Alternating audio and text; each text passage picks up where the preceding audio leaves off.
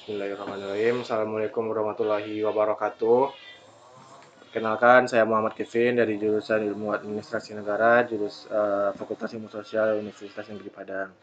Baiklah, di sini saya akan membahas materi saya tentang jenis-jenis intervensi SDM dalam pengembangan organisasi.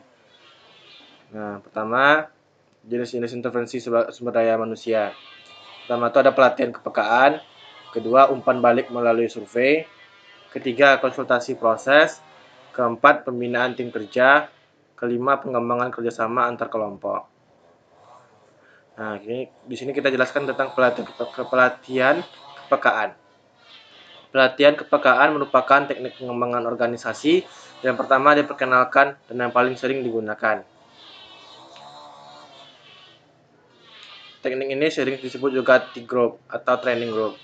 Kedua, grup di sini berarti peserta terdiri atas 6-10 orang.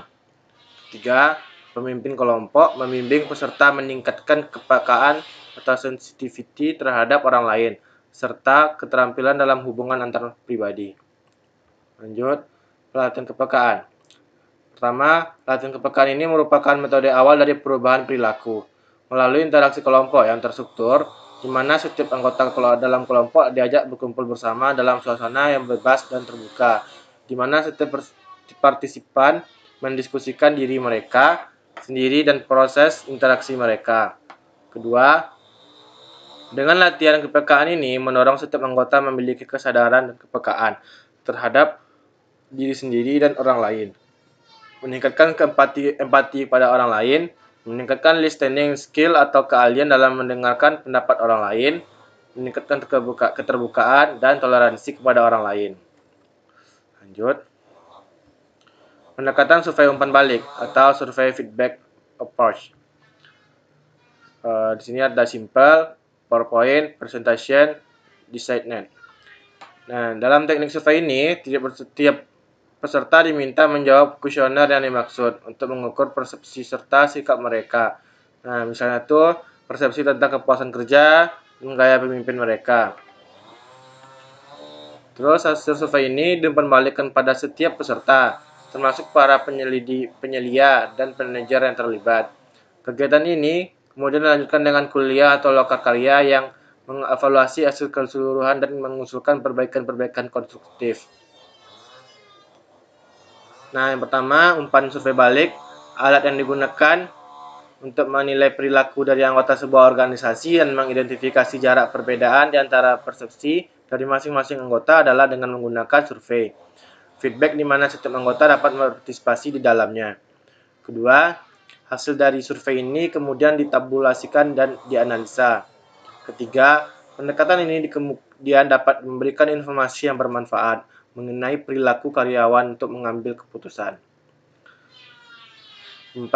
Namun, bagaimanapun, kita mengetahui bahwa setiap individu dipengaruhi oleh banyak faktor. Ketika mereka merespon survei tersebut, hal yang nilai yang dimonitor oleh manajemen. Lanjut tentang konsultasi proses. Nah, dalam proses consultation atau konsultan, pengembangan organisasi mengamati komunikasi, pola pengambilan keputusan, gaya kepemimpinan, kerjasama, dan pemecahan konflik dalam setiap unit organisasi.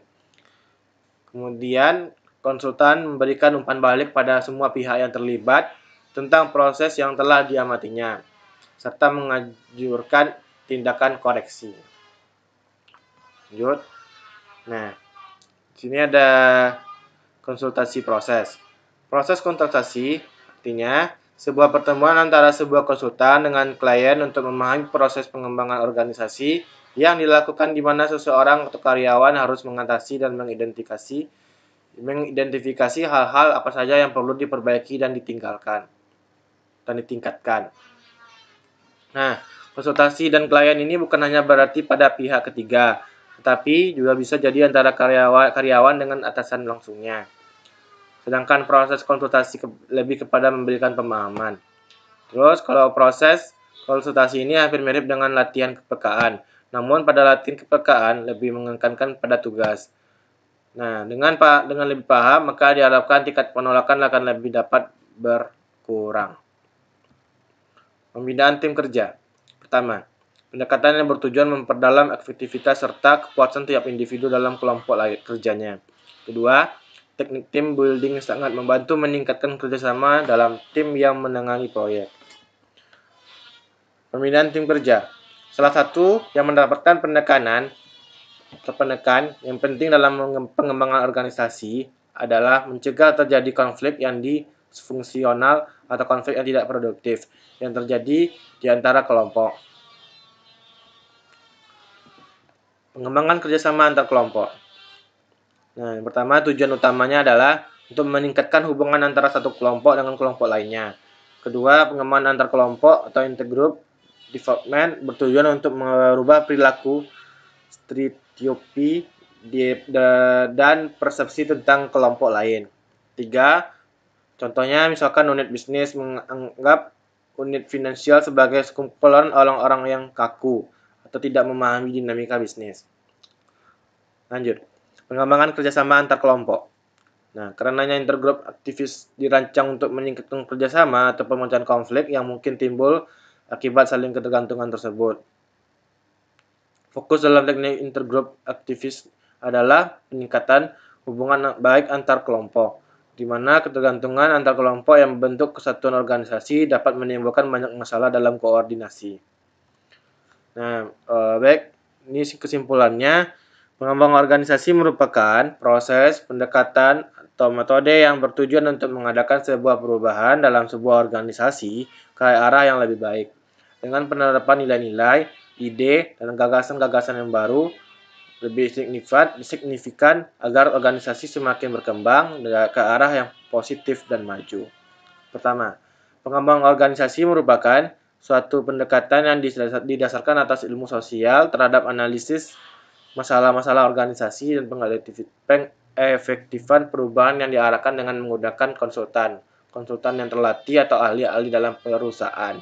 Kedua, dalam proses pelaksanaannya, pengembangan organisasi memerlukan teknik-teknik yang digunakan sebagai alat untuk upaya pencapaian tujuan yang diinginkan dan sangat berpengaruh dalam proses pengembangan organisasi. Lanjutan dari kesimpulan. Dalam pengembangan organisasi, hal-hal penting selanjutnya adalah agen perubahan dalam organisasi. Sebagai penentu perubahan apa yang sebaiknya dilakukan dan tidak dilakukan. Baik tidaknya perubahan yang akan dihasilkan, sehingga para agen harus benar-benar mengetahui perannya masing-masing.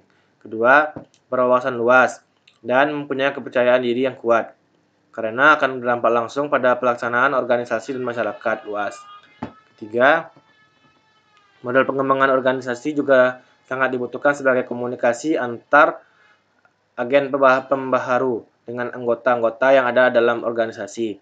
Pembuatan model pengembangan organisasi sangatlah perlu untuk mempermudah komunikasi antar agen pembaharu dengan mereka yang berada dalam organisasi. Baiklah, sekian dari saya. Banyak maaf. Wabillahi taufiq wal hidayah. Assalamualaikum warahmatullahi wabarakatuh.